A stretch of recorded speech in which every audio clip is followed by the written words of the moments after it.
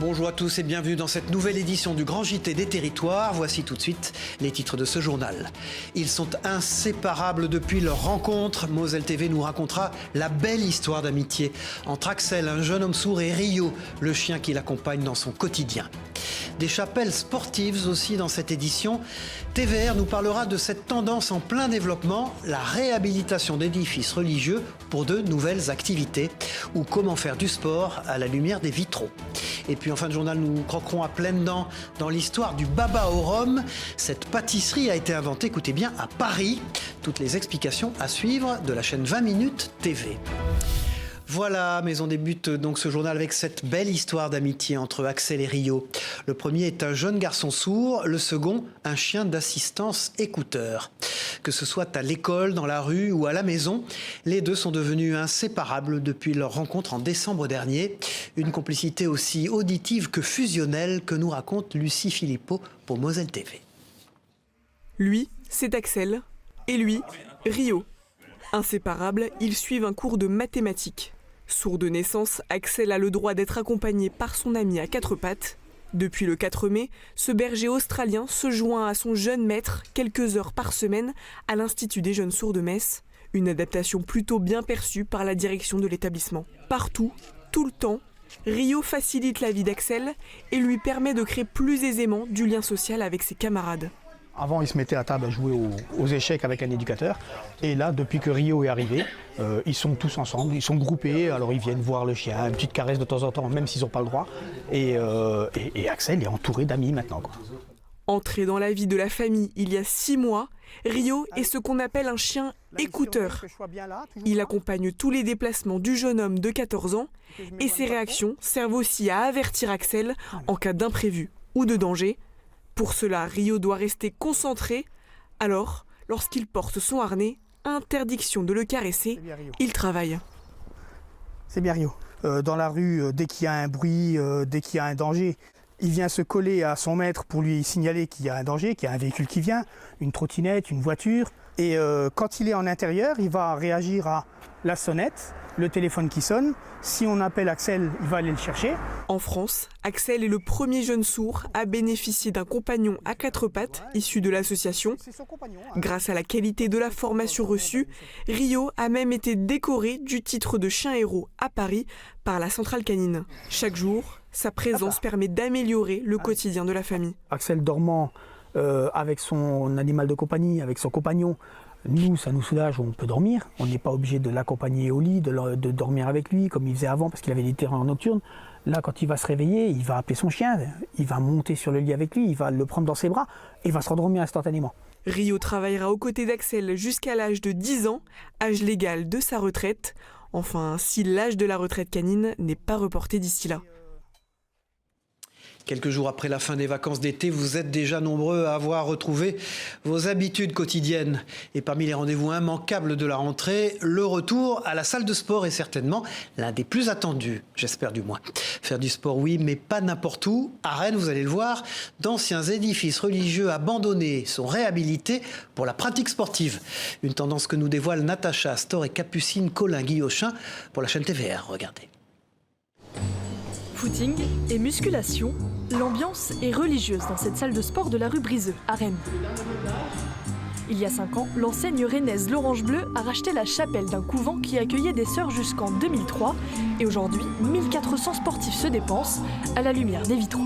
L'idée était vraiment de créer un lieu un peu insolite pour pratiquer le sport, mais pour autant, l'objectif était de respecter le lieu. En quittant les lieux, la communauté religieuse a tout de même désacralisé la chapelle. Concrètement, tout le mobilier utile aux cérémonies a été enlevé. Mais en arrivant, les adhérents longent tout de même ce crucifix avant de croiser la route du bénitier. Derrière le comptoir trône encore une plaque en l'honneur de la comtesse de Pimaudan qui fonda le couvent en 1885. Même époque, mais autre renaissance, rue du Général Patton, une petite chapelle bénite en 1866 est en train de se reconvertir dans l'art. On est à la chapelle Notre-Dame de Bon Secours et j'aimerais faire mon atelier de travail artistique dans ce superbe lieu. Anita Goran a acheté ce bâtiment à la ville de Rennes il y a 2 ans. Objectif, installer son atelier et proposer des expositions d'art contemporain. J'aimerais aussi garder la voûte céleste qui est particulièrement belle, peut-être pour la transformer en une sorte de caisson lumineux. On pourrait imaginer des impressions, des photographies. L'artiste ne peut pas faire tout à fait ce qu'elle veut. L'édifice n'est pas classé monument historique, mais il s'inscrit dans le plan local d'urbanisme. Aujourd'hui, à Rennes, il n'est pas rare de croiser des chapelles désacralisées, car d'après le diocèse, il y a trop d'églises par rapport aux besoins. Les plus emblématiques édifices religieux transformés restent tout de même le couvent des Jacobins ou encore le théâtre du Vieux Saint-Étienne. Voilà, et s'il est bon de prendre soin de son corps, il est aussi essentiel en cette période de rentrer, d'entretenir sa voiture. Dans le Val d'Oise, un garage d'un nouveau genre s'est implanté, le Méca Club. Il permet aux passionnés de mécanique d'utiliser les 1300 mètres carrés d'atelier comme une salle de sport grâce à une formule d'abonnement.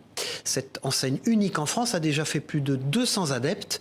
Les détails avec la rédaction de Via 95.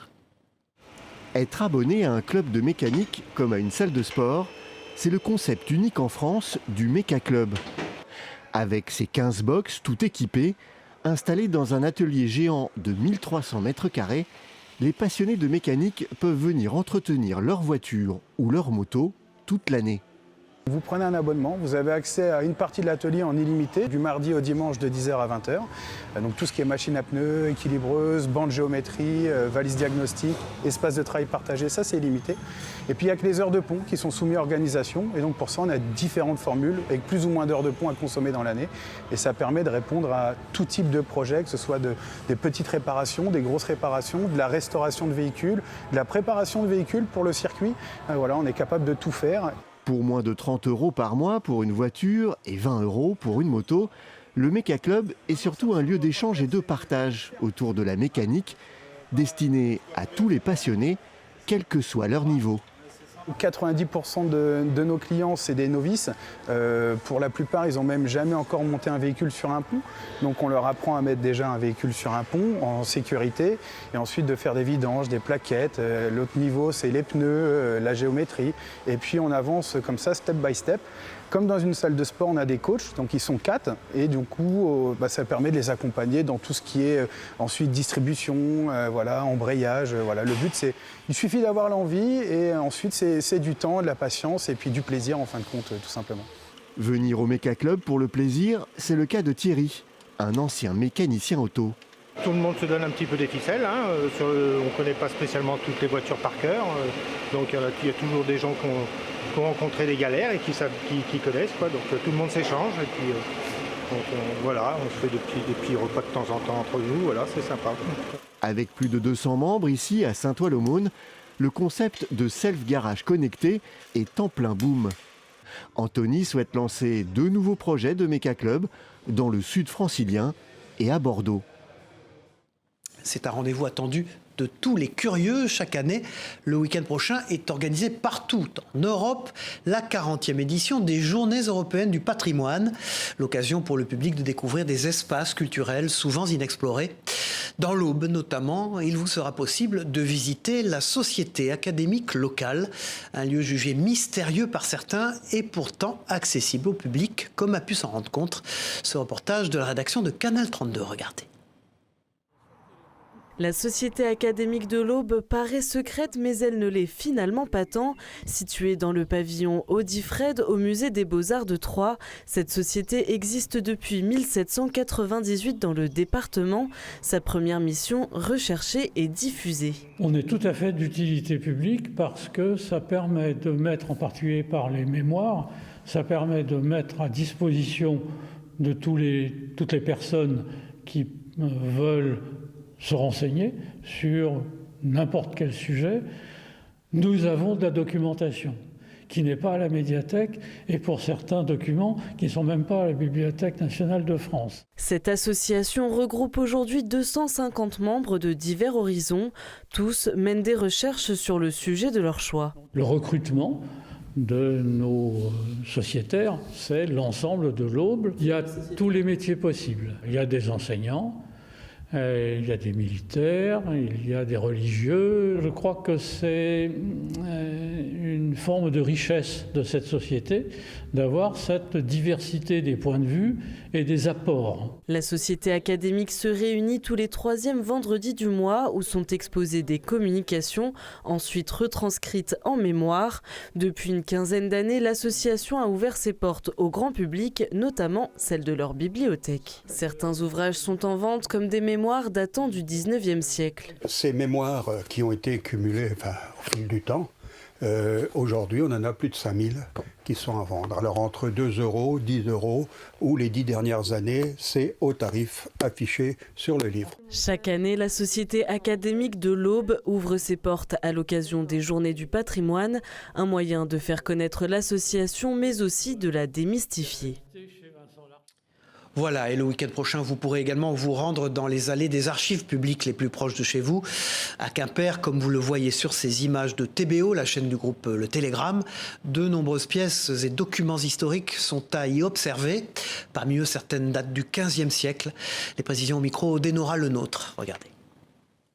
Alors ici, on a une petite série de ce qu'on peut conserver en documents un peu particuliers, remarquables. Et notamment, vous avez ici le drapeau de la libération de Quimper, le dernier tambour publicateur de la ville. Et puis, symbolique du métier d'archiviste, vous avez ici le premier inventaire des archives qui a été réalisé en 1728 déjà. Ce que vous avez sur la table n'est sur la table que parce que vous avez des archivistes qui ont fait leur travail de collectage, de conseil, de classement, de communication, de restauration. Quand on n'a pas de document d'archives pour s'appuyer, pour écrire une histoire, on est dans le légendaire, on est dans le roman, mais on n'est pas dans l'histoire. Héros de la résistance et artistes reconnus, certaines œuvres de Guy de Montlort sont actuellement exposées au musée de la Résistance de Limoges. 45 peintures précisément sont à découvrir dans un mélange de couleurs, marquées bien sûr par la Grande Guerre. Écoutez à ce propos les deux fils de l'artiste au micro de Benjamin Delmas pour 7 à Limoges. Quand mon père peignait, ça prenait un certain temps et c'était des moments où il était très concentré, très dans son travail, comme il l'était pendant la guerre d'ailleurs, de la même façon. Et c'était des moments de paix, où il était vraiment concentré sur son travail et on le voyait construire sa peinture de la même façon qu'un architecte construit une maison. Je me rappelle que quand il finissait une toile, nous les enfants, on regardait cette peinture et très souvent on l'aimait moyennement. Et puis après, très rapidement, on se mettait à l'aimer. Un petit peu quand vous écoutez une musique que vous ne connaissez pas et vous l'écoutez plusieurs fois et vous vous mettez à l'aimer. L'exposition consacrée au peintre Guy de Montlort est à voir jusqu'au 18 septembre au musée de la Résistance de Limoges. Tout à fait autre chose à présent, connaissez-vous la renouée du Japon? Cette plante exotique, venue comme son nom l'indique du Japon, est considérée à juste titre comme invasive. Là où elle s'implante, rien ne lui résiste et surtout pas la flore locale. En Savoie, le Conservatoire d'espaces naturels a entrepris des travaux pour la supprimer et ainsi réhabiliter l'habitat des espèces sauvages. Les précisions d'Agathe Crinchamp pour la chaîne 8 Mont-Blanc. Entre deux cailloux, elle repousse déjà. Introduite en Europe en 1847, la renouée du Japon est l'une des pires plantes envahissantes de la planète. Ici, au plan d'eau des Hurtières, une nouvelle zone de 1000 m² de terrain a été excavée pour éradiquer l'espèce invasive. C'est ce qu'on appelle une peste végétale, donc elle va complètement supprimer toutes les autres plantes. Elle a aussi des pouvoirs chimiques au niveau du sol qui empêchent les autres plantes de pousser. Des travaux entrepris dans le cadre du projet Restalp. Une application a même été développée pour signaler la présence des plantes exotiques envahissantes. Objectif, détecter leur dynamique d'expansion. Avec cette appli, on peut reconnaître et enregistrer la présence d'espèces exotiques envahissantes, des plantes qui arrivent des pays lointains. Véritable colonisatrice, la renouée du Japon prend la niche écologique d'autres espèces, synonyme de perte de biodiversité. Exemple avec cette orchis punaise, espèce protégée au niveau national. La renouée du Japon menace son existence sur la plaine des Hurtières. Et en Savoie, ce n'est pas le seul endroit qu'elle a envahi. Elle a été beaucoup amenée dès lors qu'il y a eu des travaux d'élargissement de voiries, des travaux de canalisation. Et souvent, on l'a colportée d'un endroit vers un autre. Ce qui fait qu'on la trouve depuis les bordures du lac du Bourget jusqu'à 1500 mètres d'altitude. J'en ai vu il n'y a pas longtemps dans les Bauges. L'idée pour nous, c'est de ne pas l'enlever partout parce que c'est peine perdue. C'est essayer sur des milieux vraiment riches où il y a des enjeux de biodiversité de pouvoir progressivement lutter contre la renouée et aussi améliorer les milieux naturels. Situé sur un espace Natura 2000, une partie de ce plan d'eau est donc dédiée à la préservation de la nature. Un usage à concilier avec l'accueil des baigneurs, car c'est aussi le 3e lac le plus fréquenté de Savoie. Les rhizomes qui comportent les racines des renouées ont justement été enfouis dans le lac pour être noyés, ce qui permettra, à terme, de renouer avec la flore naturelle du lieu. Sans transition dans ce journal, parlons, si vous le voulez bien, d'une langue, ou plutôt d'un moyen d'expression inventé par un Français il y a presque 200 ans, le braille. Un outil de communication indispensable pour des millions de personnes aveugles ou malvoyantes et dont nous dévoile quelques notions Mélanie Caron dans ce sujet pour Via Occitanie. Regardez. Reproduire les lettres de l'alphabet sous forme de points. C'est le principe du braille, un code inventé il y a près de 200 ans pour permettre aux malvoyants une totale autonomie d'écriture et de lecture. Le braille, c'est un code pour transcrire une langue déjà existante. Ce que j'essaie de dire, c'est que par exemple, toutes les langues latines, qui n'utilisent pas d'autres symboles que l'alphabet latin, utilisent exactement le même alphabet braille. Ça, c'est très important. Moi, je lis de l'anglais, je lis de l'allemand, de l'espagnol, sans aucun problème. Et le braille, qu'est-ce qu'il a apporté ? Il a apporté la possibilité d'avoir sous la pulpe d'un doigt, de manière totale, une lettre. Ce qui n'était pas le cas. Pour lire du texte en relief, il faut bouger le doigt en permanence, même sur une même lettre.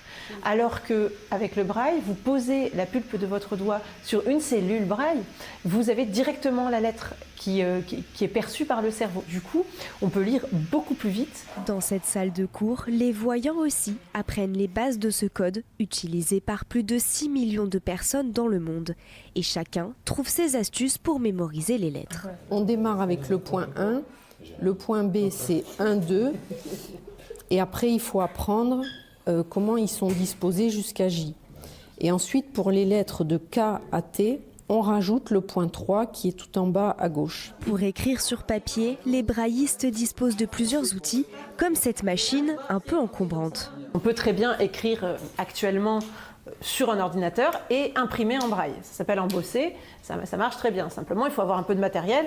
La Perkins, c'est la machine à écrire en braille, on va dire. Créée dans les années 50, la Perkins permet aux malvoyants d'écrire à une vitesse impressionnante grâce à ces quelques touches. Ici, on a 6 touches, 1, 2, 3, 4, 5, 6.